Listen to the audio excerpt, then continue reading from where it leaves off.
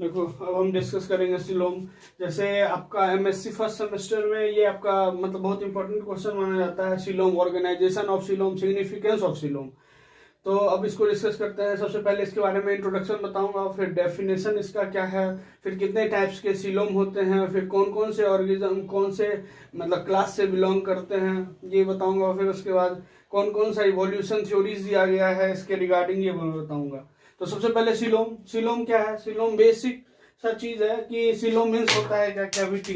Coelom means क्या होता है? कैविटी। अब देखो ये कैविटी तो हमने लिख दिए, लेकिन ये कैविटी किसके किसके बीच कैविटी, ये बहुत इंपॉर्टेंट है। ये सिलोम को डिफाइन करता है, ठीक है, सिलोम को डिफाइन करता है। देखो अगर ये ह्यूमन बॉडी की बात करो, ये ह्यूमन बॉडी में ये क्या है? स्टोमक, और ये है बॉडी वॉल। स्टोमक, गट, एलिमेंट्री कैनाल कह लो, एलिमेंट्री कैनाल, और ये क्या है? Body wall. तो एलिमेंट्री कैनाल और बॉडी वॉल के बीच में जो स्पेस है उसको सिलोम बोल देंगे? नहीं, बिल्कुल नहीं। क्यों? क्योंकि स्पेस को सिलोम नहीं बोलते हैं।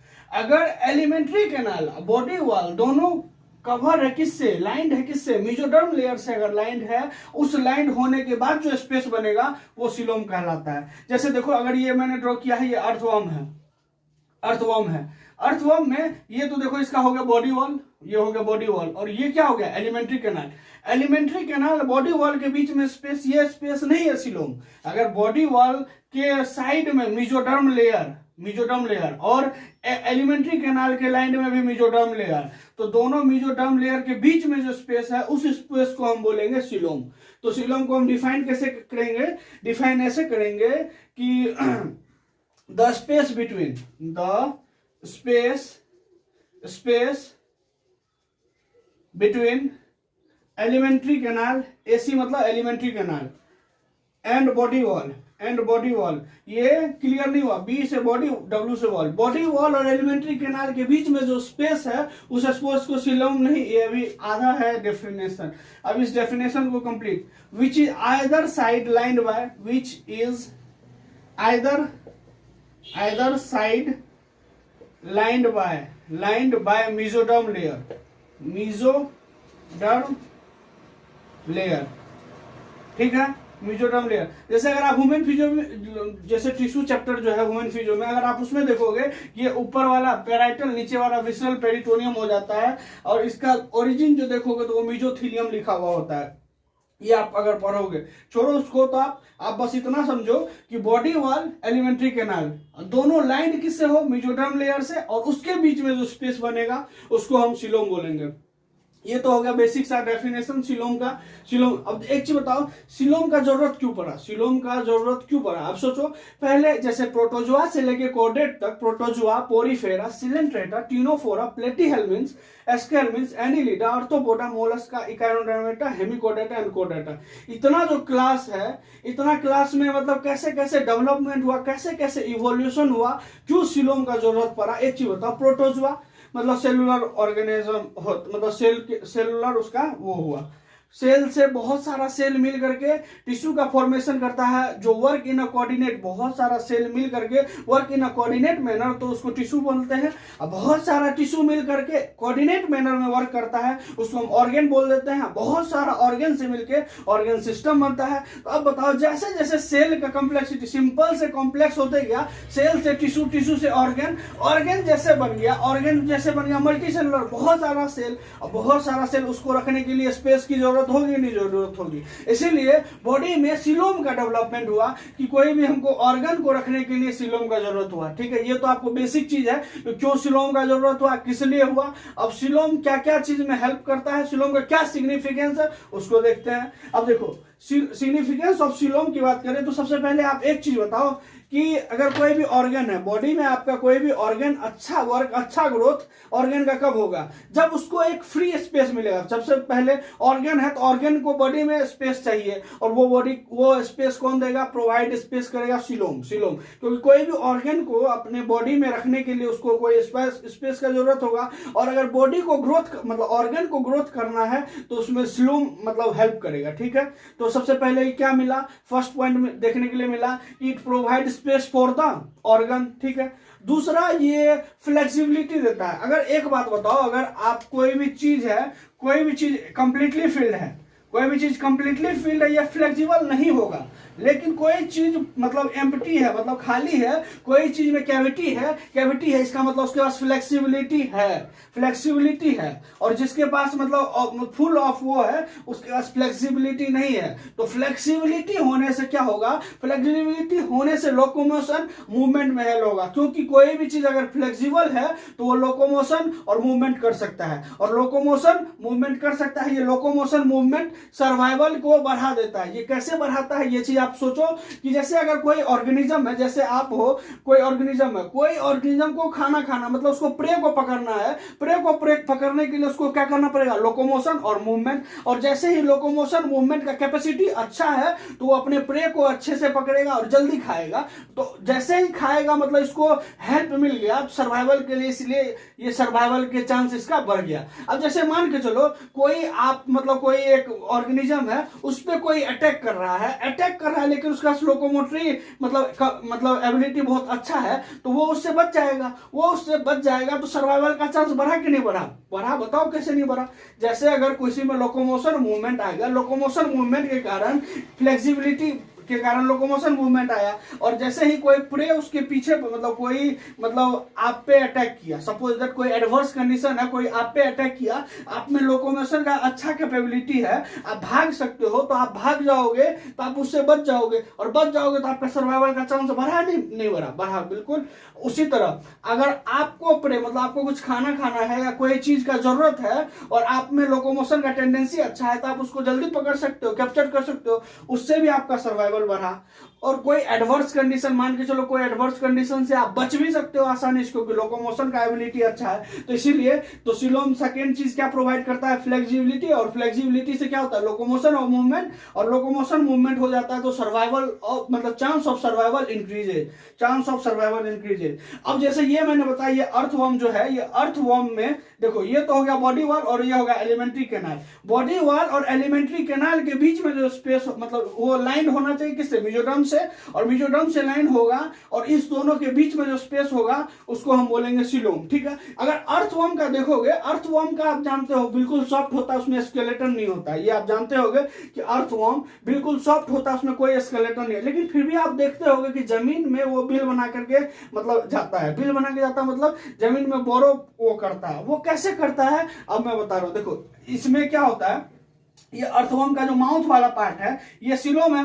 सिलोम में जो फ्लूइड होगा उसको सिलोमिक फ्लूइड बोलेंगे। और सिलोमिक फ्लूइड क्या करता है कि एक मुंह पे जमा हो जाता है, जमा होने के कारण ये एक स्टिप मतलब थोड़ा हार्ड चीज मतलब हार्ड टाइप का वो मतलब बना देता है स्ट्रक्चर, और वो हार्ड टाइप का स्ट्रक्चर बनाएगा तो वो मिट्टी में भी वो करने के काम में आ जाएगा। तो ये हार्ड जो बना ये किसके, सिलोम में जो फ्लूइड है, सिलोमिक फ्लूइड के कारण ये स्केलेटन की तरह काम किया। क्यों, अगर इसके पास कोई स्केलेटन नहीं है इसलिए ये सॉफ्ट है। अगर स्केलेटन होता तो ये हार्ड होता, तब इसको किसी चीज का जरूरत नहीं होता, लेकिन इसके पास स्केलेटन नहीं है। और इसमें स्केलेटन कौन मतलब वर्क किया स्केलेटन की तरह, जो मतलब सिलोमिक फ्लूइड है वो माउथ के पास जमा होकर के वो स्टिप स्ट्रक्चर बनाया, और स्टिप स्ट्रक्चर बना करके उसको मतलब बिल को बोरो करने में आसान कर दिया। तो ये एक स्केलेटन की तरह वर्क किया, लेकिन ये क्या है, फ्लूइड, इसीलिए इसको हम बोलते हैं हाइड्रोस्टैटिक स्केलेटन। तो अगर अर्थवर्म की बात करें, अर्थवर्म में सिलोम का सिग्निफिकेंस वो मतलब हाइड्रोस्टैटिक स्केलेटन की तरह वर्क करता है। अब ये देखो ये एस्केरिस है, मतलब हेलमिंथिस का मेंबर है ये एस्केरिस। ठीक है, ये एस्केरिस है। तो ये क्या हुआ इसका बॉडी वॉल, ये हो गया बॉडी वॉल। ये क्या हुआ, एलिमेंट्री कैनाल।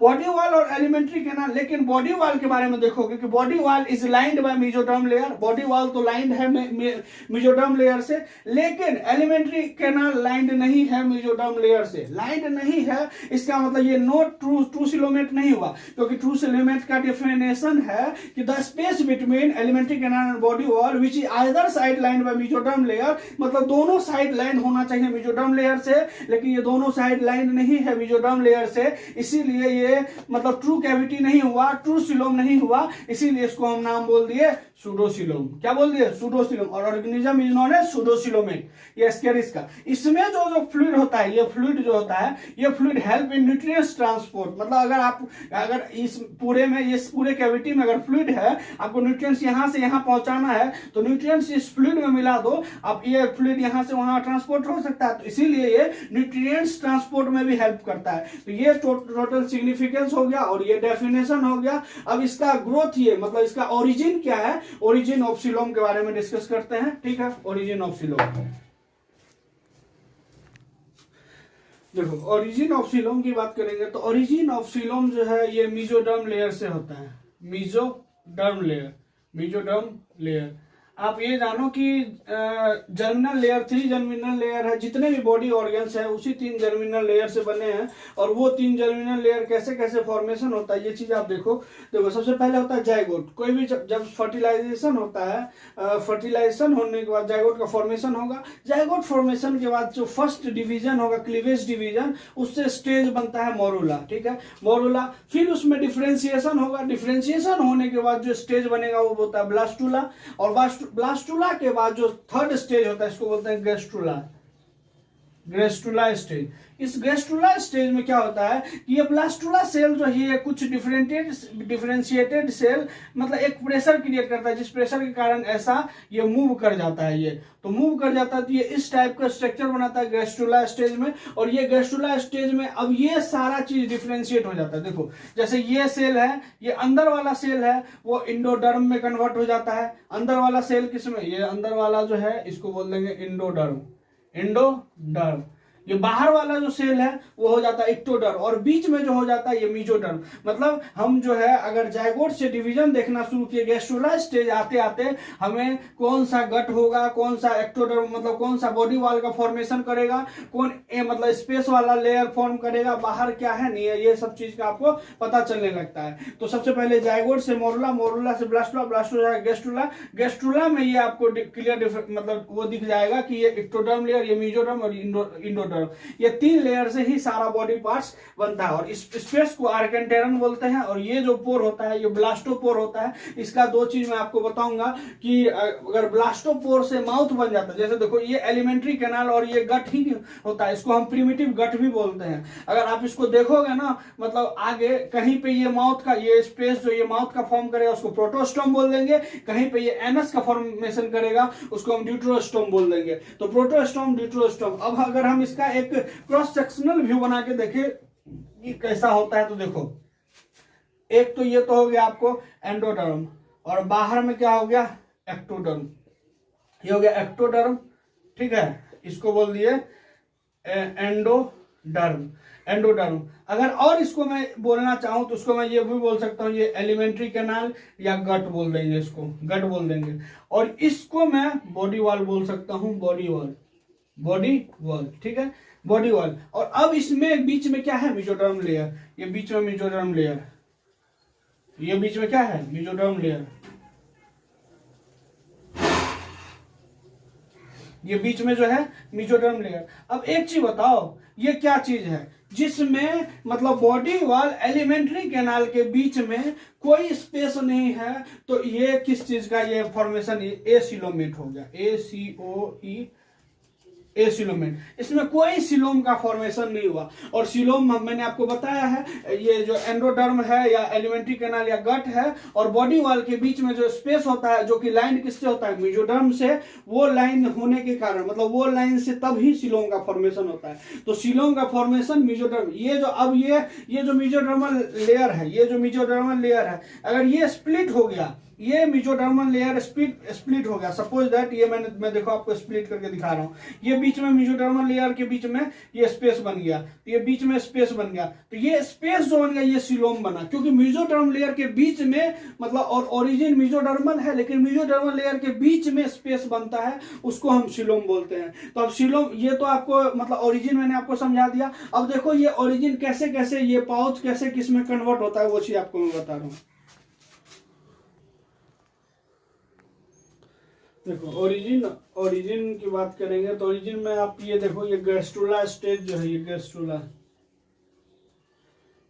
गैस्ट्रुला स्टेज को आप अगर मतलब अलग से सेपरेट आप बनाते हो, गैस्ट्रुला स्टेज में देखो ये क्या होता है, ये आर्केंटेरन जिसको प्रिमिटिव गट बोलते हैं, ये ब्लास्टोपोर मतलब ब्लास्टुला स्टेज में ब्लास्टोसिल मतलब ब्लास्टोमियर का कुछ डिफरेंशिएशन के कारण ऐसे प्रेशर क्रिएट होता है, जिससे कारण ऐसा मूवमेंट होकर के ये सेल ऐसा फॉर्मेशन हो जाता है। तो ये ऐसा होता है, तो बाहर वाले को एक्टोडर्म, अंदर वाले को एंडोडर्म और बीच वाले को मेसोडर्म बोल देते हैं। ये मेसोडर्म है और यही मेसोडर्म लेयर जो है, यही मेसोडर्म लेयर के स्प्लिटिंग से सीलोम का कैविटी बनेगा। अगर यही मेसोडर्म लेयर ये बीच में स्प्लिट हो गया तो ये सीलोम बन गया। तो अब ये कैसे मतलब स्प्लिटिंग होगा इसका, ये चीज आप देखो कैसे ट्रू सीलोम बनेगा।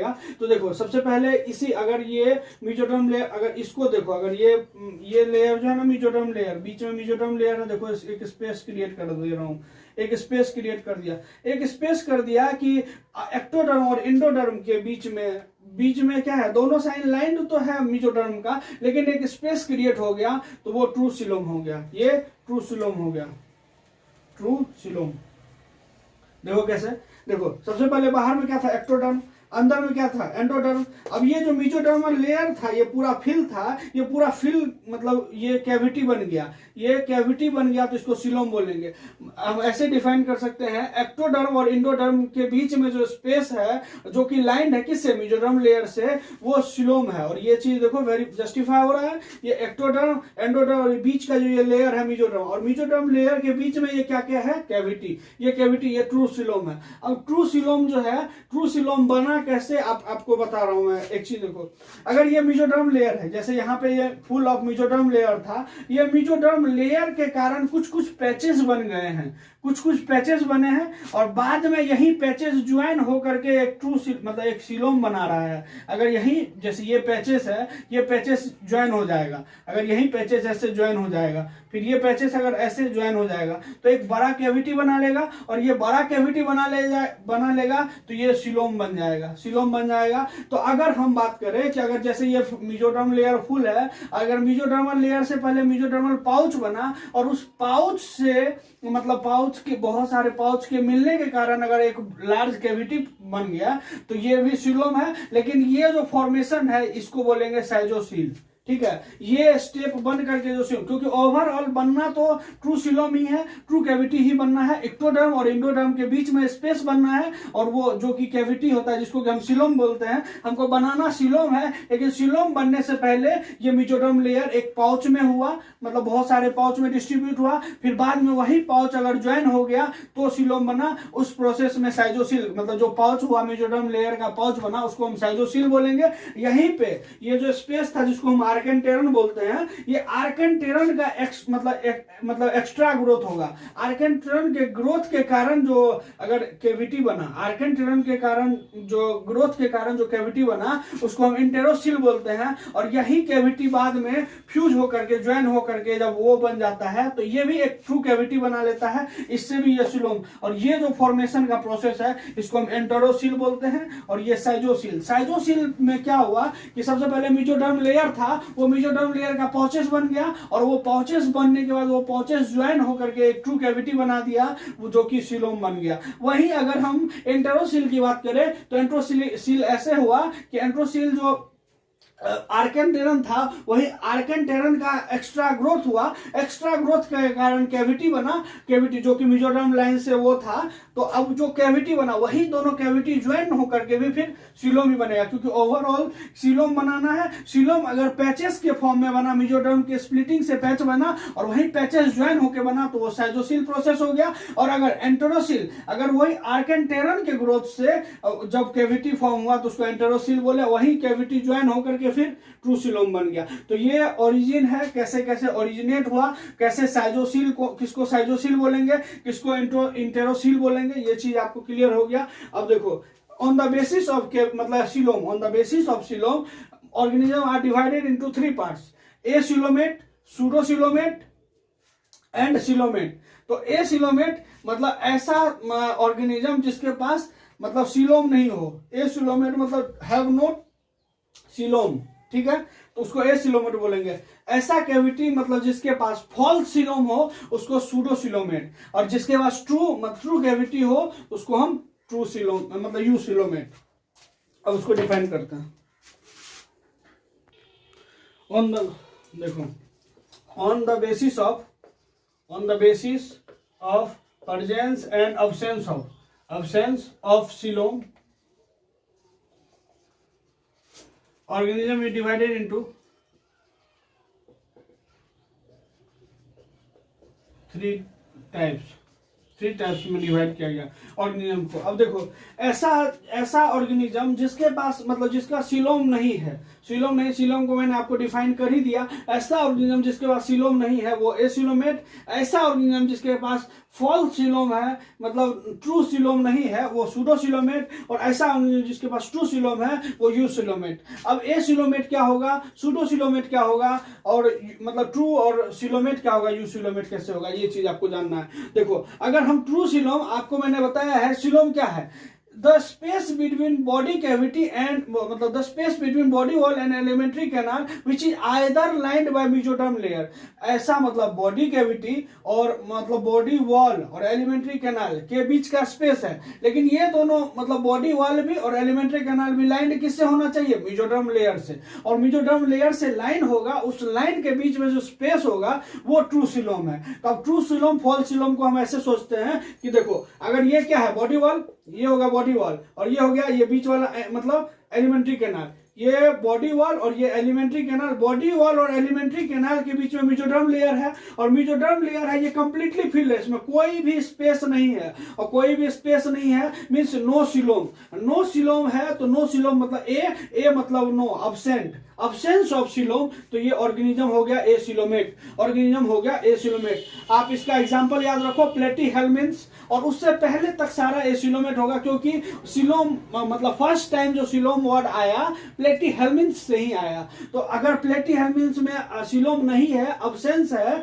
तो वो प्लेटीहेल्मिन्थ्स एग्जांपल हो गया। अब इसको तो मैं आपको याद करा दूंगा, टेंशन नहीं लो। अब देखो दूसरा क्या चीज है, सूडोसीलोमेट किसको बोलेंगे, मैंने आपको बताया है कि देखो डेफिनेशन बताया है कि the space between alimentary canal मतलब space between body wall and alimentary canal और बॉडी वॉल के बीच में स्पेस, लेकिन both side lined by mesoderm layer. इसमें तो क्या है, बॉडी वॉल तो लाइंड है मेसोडर्म लेयर से, लेकिन एलिमेंट्री कैनाल लाइंड नहीं है मेसोडर्म से, फिर भी यहाँ कैविटी बना, इसीलिए ये सूडोसीलोम है। अगर दोनों साइड, अगर यहाँ पे भी मेसोडर्म लेयर होता और ये मेसोडर्म लेयर यहाँ होता और इधर भी मेसोडर्म, तब जो कैविटी बनता वो ट्रू कैविटी बना। जैसे देखो इसमें ये है एलिमेंट्री कैनाल, ये है बॉडी वॉल के बीच में ये देखो मेसोडर्म लेयर और ये भी मेसोडर्म लेयर, और ये दोनों मेसोडर्म लेयर के बीच में जो स्पेस है ये है ट्रू सीलोम और ये है सीलोम, ये फॉल्स सीलोम। क्यों? क्योंकि मैंने आपको बताया डेफिनेशन कहता है कि बॉडी वॉल और एलिमेंट्री कैनाल के आइदर साइड मेसोडर्म होना चाहिए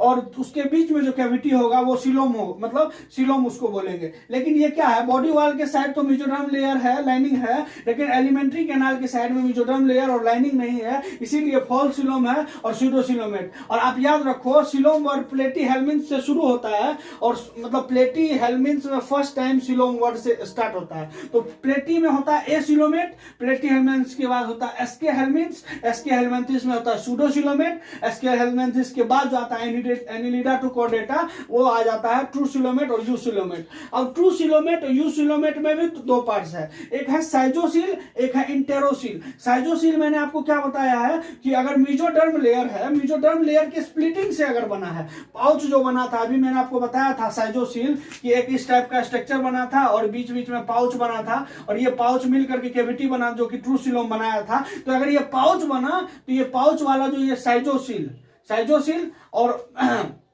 अगर आर्केंटेरन के ग्रोथ से, आर्केंटेरन जो बना था वो आर्केंटेरन कैविटी के मिलने से जो कैविटी बना तो वो बना था इंटेरोसील। तो इंटेरोसील अब ऐसे मतलब उसको मैं आपको लिखा नहीं रहा हूं, बस आपको मैं एक्सप्लेन कर दे रहा हूं। देखो कि साइजोसील और इंटेरोसील क्या है, साइजोसील मतलब मेसोडर्म के स्प्लिटिंग से जो बना वो साइजोसील है, आर्केंटेरन से जो बना वो इंटेरोसील है। साइजोसील का आम एग्जाम्पल होता है annelida, arthropoda and mollusca, annelida, arthropoda and mollusca. साइजोसील का एग्जांपल क्या है, आम, A M, annelida, arthropoda and mollusca. और उसका जो एंटेरोसील है इसके बाद ईएचसी, इकानोडर्मेटा, कॉर्डेटा, हेमिकॉर्डेटा, ये तीन एग्जांपल है। एक तो किसका एग्जांपल ही इंपॉर्टेंट है, साइजोसील एंड एंटेरोसील। साइजोसील के लिए एक सिंपल सा एग्जांपल आम, एनिलिडा,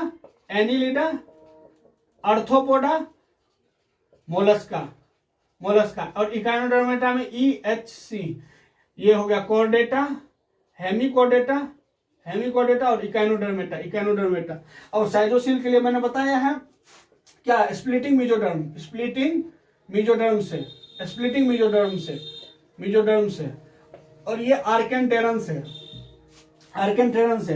तो ये टोटल आपका सिलोम हो गया। कैसे, अगर कैविटी है तो वो सिलोम है, कैविटी नहीं है तो एसिलोमेट है, फॉल्स कैविटी है तो सूडोसिलोम है। और सिलोम वर्ड सबसे फर्स्ट टाइम प्लेटीहेल्मिन्थ में आया, तो प्लेटीहेल्मिन्थ में होता है एसिलोमेट, प्लेटीहेल्मिन्थ के बाद आता है एस्केलमेंथिस, जिसमें कि सूडोसिलोमेट। एस्केहेल्मिन्थिस के बारे में जो एस्केरिस, जो इसका एग्जांपल मैंने बताया था कि एक डायग्राम बनाया था जिसमें कि बॉडी वॉल में, मतलब बॉडी वॉल में ही बस मेजोडर्म लेयर था, एलिमेंट्री कैनाल में नहीं था। तो वो आपको मैंने यही बताया था सूडोसिलोम, फर्स्ट टाइम ही जब मैं बता रहा था तो एस्केरिस को मैंने वो किया था। तो वो सूडोसिलोम, सिलोम, क्योंकि सिलोम का डेफिनेशन ही है बॉडी वॉल और एलिमेंट्री कैनाल दोनों लाइन होना चाहिए मेजोडर्म लेयर से। लेकिन इसमें क्या है, एक ही वॉल मेजोडर्म लेयर से लाइन है, दूसरा मेजोडर्म लेयर से लाइन नहीं है, इसीलिए ट्रू कैविटी नहीं है। ट्रू कैविटी नहीं है तो ये फॉल्स कैविटी है, फॉल्स कैविटी है, इसीलिए हमको क्या बोल दिया, फॉल्स सिलोम। और फॉल्स सिलोम को बोलते हैं सूडोसिलोम। सूडोसिलोम का एग्जांपल आ जाता है एस्केहेल्मिन्थिस। और अगर आप उधर देखोगे बॉडी वॉल और एलिमेंट्री कैनाल के बीच में जो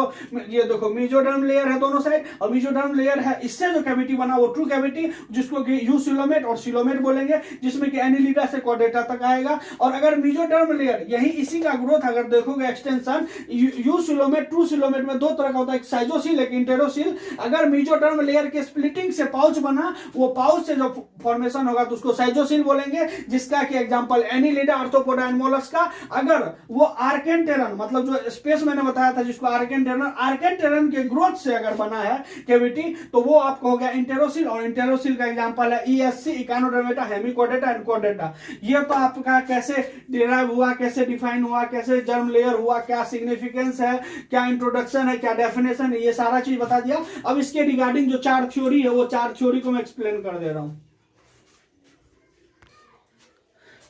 देखो अब थ्योरीज जो है, इवोल्यूशन थ्योरी जो आया, जो कि सिलोम के लिए कि कैसे कैसे मतलब डिस्कवर किया, कैसे कैसे डेवलपमेंट हुआ, कौन सा थ्योरी क्या कहता है वो बिल्कुल मैं आपको ब्रीफली बता देता हूँ। ठीक है, देखो सबसे पहले इंटेरोसिल थ्योरी आया। Enterocoel theory first given by Lankester in 1877, 1877 में फर्स्ट टाइम लैंकेस्टर के उसमें दिया गया ये थ्योरी था। लेकिन जिसको support by scientist Lang scientist कितने ईस्वी में, 1881 ईस्वी। और आफ्टर दैट सिडविक साइंटिस्ट 1884 ईस्वी में।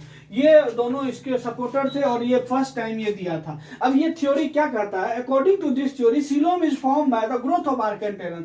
आर्केंटेरन के ग्रोथ से सिलोम का फॉर्मेशन हुआ, वो ये कहता है। और आपको ये मतलब इन द सेंस आर्केंटेरन जो होता है, आर्केंटेरन ये आपको ओवरऑल क्या बनाता है, ये भी चीज मैं आपको क्लियर कर देता हूं। आर्केंटेरन गठी तो बनाता है, इसीलिए ये भी इस थ्योरी में लिखा हुआ है कि गैस्ट्रिक पाउच के ग्रोथ से सिलोम का फॉर्मेशन होता है। तो इंटेरोसिल थ्योरी ये बोलता है कि according to this theory coelom is form by the growth of archenteron. और ये सबसे फर्स्ट लैंकेस्टर ने दिया 1877 में, supported by Lang in 1881 and after that Sedgwick 1884। ये इंटेरोसिल थ्योरी बस इतना सा है कि क्या सिलोम का ग्रोथ किससे माना जाता था। ठीक है, अब उसके बाद आता है gonocoel theory. Gonocoel theory first propose by Berg in 1885, 1885 ईस्वी में फर्स्ट टाइम इसको प्रपोज किया गया था, जिसके बाद की मेयर 1890 में इसको सपोर्ट किए और रिसेंटली कुटरिच 1946 में इसको सपोर्ट किए। कि अब ये थ्योरी क्या बोलता है, ये थ्योरी बोलता है according to this theory coeloms are formed from the expansion of gonad cell. जैसे गोनेड सेल होता है ना, जैसे देखो ये एक्टोडर्म है और ये गोनेड सेल है, ये एक्टोडर्म है, ये गोनेड सेल है, ये नेफ्रिडिया सेल है। अगर गोनेड सेल के एक्सपांशन से कैविटी बनेगा, बॉडी कैविटी बनेगा, वो गोनोसिल थ्योरी बोलता है। गोनोसिल थ्योरी जैसे अब देखो ये गोनेड था, ये गोनेड सेल का हो गया एक्सपांशन, ये गोनेड सेल का हो गया एक्सपांशन, एक्सपांशन के कारण यहाँ कैविटी बना, तो ये गोनोसिल थ्योरी बोलता है। और गोनोसिल थ्योरी बोलता है, लेकिन आप बताओ ये थ्योरी सही हो सकता है क्या। अगर कोई भी सिलोम मतलब कोई भी बॉडी है उसमें सिलोम पहले से प्रेजेंट होगा तभी तो उसमें ऑर्गन आएगा। उसमें तभी तो ऑर्गन आएगा। यहाँ पे बोल रहा है कि गोनेड सेल के एक्सपांशन से, गोनेड सेल बाद में बनता है ना, जैसे आप रिप्रोडक्टिव सेल जो है वो लाइफ के मतलब बर्थ होने के बाद एक्टिव होता है, और गोनेड सेल के बाद सीलोम बनेगा, ये पॉसिबल नहीं है। तो इसीलिए ये थ्योरी ऑलमोस्ट गलत है, मतलब मेरे हिसाब से, और मतलब जैसा जानता हूं मैं कि सीलोम जो है गोनेड सेल से बनेगा, और गोनेड सीलोम तो गोनेड सेल से पहले बन जाता है। तो ये थ्योरी भी उतना कुछ वो नहीं है। उसके बाद आता है nephrocoel theory. Nephrocoel theory first given by मतलब लैंकेस्टर, बाद में स्नोडग्रास नाम के साइंटिस्ट ने इसको सपोर्ट किया 1838 ईस्वी में, ठीक है। इसका ये कहना था कि जितना भी मतलब जो भी अकॉर्डिंग टू दिस थ्योरी मतलब coelom is form by the expansion of nephridia cell. Nephridia cell के ग्रोथ होने से, एक्सपांशन होने से जो कैविटी बनता है उसको सीलोम बोलते हैं। ये भी मतलब फॉल्स है। क्यों फॉल्स है? अब देखो, आप जानते हो अभी मैंने आपको पढ़ाया था यूसिलोमेट। यूसिलोमेट में एनीलिडा टू कॉर्डेट होता है, और एनीलिडा में जो है एक्सक्रीटरी ऑर्गन मतलब प्रोटोनेफ्रिडिया, उसमें तो नेफ्रिडिया का नाम ही नहीं है, और नेफ्रिडिया का नाम नहीं है, उसके एक्सपांशन से कैविटी ही नहीं बना। लेकिन Annelida possesses true coelom. Lead में अगर ट्रू सीलोम है लेकिन उसमें नेफ्रिडिया तो है ही नहीं, तो ये तो आपको फॉल्स हो गया। दूसरा देखो इकाइनोडर्मेटा। इकाइनोडर्मेटा भी ट्रू सीलोमेट ऑर्गेनिज्म है, ट्रू सीलोमेट ऑर्गेनिज्म है, लेकिन उसके पास एक्सक्रीटरी ऑर्गन ही नहीं है, नेफ्रिडिया ही नहीं है। नेफ्रिडिया नहीं है तो ये भी गलत हो गया। तो इन सब जगह पे ये फेल हुआ, ठीक है। उसके बाद अब लास्ट मतलब एक थ्योरी और है साइजोसिल थ्योरी। वो साइजोसिल थ्योरी देखते हैं। उसी में मैं आपको इंटेरोसिल के बारे में भी थोड़ा बता दूंगा कैसे ग्रोथ होता है, क्योंकि साइजोसिल और इंट्रोसिल एक चीज से रिलेटेड है, आसपास की बात है। तो यहाँ पे मैं डायग्राम तो मैंने नहीं बनाया, लेकिन उसमें साइजोसिल थ्योरी जो है उसमें मैं आपको डायग्राम बता दूंगा। ये तीनों थ्योरी आपको क्लियर हुआ। इंटेरोसिल थ्योरी इतना सा बोलता है कि coelom is form by the growth of archenteron या गैस्ट्रिक पाउच के ग्रोथ से सीलोम का फॉर्मेशन हुआ, उसको इंटेरोसिल बोलते हैं। आपको बस साइंटिस्ट का नाम याद रखना है, कैसे कैसे कौन पहले डिस्कवर किया, कौन उसको सपोर्ट किया। फिर गोनोसिल थ्योरी है कि फर्स्ट टाइम बर्ग 1885 ईस्वी में, और बाद में मेयर सपोर्ट किया 1890 ईस्वी में, और रिसेंटली गुडरिच 1946 ईस्वी में। और इसका कहना था कि सीलोम आर फॉर्म किससे? गोनेड सेल के एक्सपांशन से, और गोनेड सेल के एक्सपांशन से सीलोम का फॉर्मेशन हुआ। लेकिन आप जानते हो कि सीलोम जो है बॉडी कैविटी ऑलरेडी प्रेजेंट होता है, मतलब बॉडी है तभी तो उसमें गोनेड सेल होगा, और बॉडी है तो सीलोम होगा। तो अब सीलोम पहले गोनेड से बनता है, ये चीज आप जानते हो। इसीलिए ये भी थ्योरी ऑलमोस्ट रॉन्ग ही है, मतलब साइंटिस्ट सपोर्ट किया लेकिन मतलब उतना क्लियर वो नहीं हुआ। अब मतलब नेफ्रोसिल थ्योरी। नेफ्रोसिल थ्योरी लैंकेस्टर 1874 ईस्वी, बाद में स्नोडग्रास 1938 ईस्वी। और ये बताया कि coelom are form by the expansion of nephridia cell, और नेफ्रिडिया सेल के एक्सपांशन से सीलोम का फॉर्मेशन होगा। लेकिन ये भी चीज हद तक गलत है। क्यों? क्योंकि इसमें ऑब्जेक्शन क्या है? अब एनीलिडा है, एनीलिडा में ट्रू सीलोमेट, इकाइनोडर्मेटा में ट्रू सीलोमेट, लेकिन एनीलिडा में नेफ्रिडिया तो होता ही नहीं, उसमें प्रोटोनेफ्रिडिया होता है। और प्रोटोनेफ्रिडिया है, लेकिन यहाँ बोला है कि सीलोम किससे? नेफ्रिडिया से होता है, नेफ्रिडिया से बनता है। तो ये फॉल्स हो गया, क्योंकि एनीलिडा में तो नेफ्रिडिया होता ही नहीं। इकाइनोडर्मेटा भी एक्सक्रीटरी ऑर्गन एब्सेंट होता है, और इकाइनोडर्म भी ट्रू सीलोमेट है। मतलब इसका मतलब या तो ये है कि नेफ्रिडिया से सीलोम नहीं बना, क्योंकि नेफ्रिडिया से सीलोम बनता तो इकाइनोडर्मेटा में ट्रू सीलोम कैसे आ गया? क्योंकि उसमें नेफ्रिडिया तो है नहीं। तो ये इसका ड्रॉबैक है, ठीक है। अब साइजोसिल थ्योरी के बारे में मैं बता रहा हूँ आपको। देखो अब लास्ट में है साइजोसिल थ्योरी। साइजोसिल theory given by Clark in 1964। साइजोसिल थ्योरी क्या बोलता है? कि साइजोसिल थ्योरी बोलता है according to this theory coelom is form by the form by splitting of mesoderm layer. जैसे मेसोडर्म लेयर है, मेसोडर्म लेयर का स्प्लिटिंग के कारण ये छोटा छोटा पाउच बन जाता है। ये छोटा छोटा पाउच बन गया, ये छोटा छोटा पाउच जो है फ्यूज होगा, ये फ्यूज होकर के सीलोम का फॉर्मेशन करेगा, ऐसा बोल रहा है। साइजोसिल थ्योरी बोलता है कि जो मेसोडर्म का स्प्लिटिंग है, मेसोडर्म स्प्लिटिंग से पाउच बनता है, वही पाउच बहुत सारा ज्वाइन होकर के क्या बनता है? सीलोम। वही आर्केंटेरॉन थ्योरी जो था, आर्केंटेरॉन थ्योरी, ये तो हो गया गट, और ये हो गया बॉडी वॉल, जिसको एलिमेंट्री कैनाल, बॉडी वॉल, और इसके बीच में ये जो है आर्केंटेरॉन है। आर्केंटेरॉन के ग्रोथ के कारण कैविटी बना, और यही आर्केंटेरॉन जो है ज्वाइन हो गया, और ज्वाइन होकर के अगर ये सीलोम बना दिया तो इसको बोलते हैं एंटेरोसिल। और यही था एंटेरोसिल थ्योरी कि गैस्ट्रिक पाउच के कारण, ग्रोथ के कारण जो है कि मतलब मतलब सीलोम फॉर्मेशन होगा, या तो आर्केंटेरॉन के ग्रोथ के कारण, या तो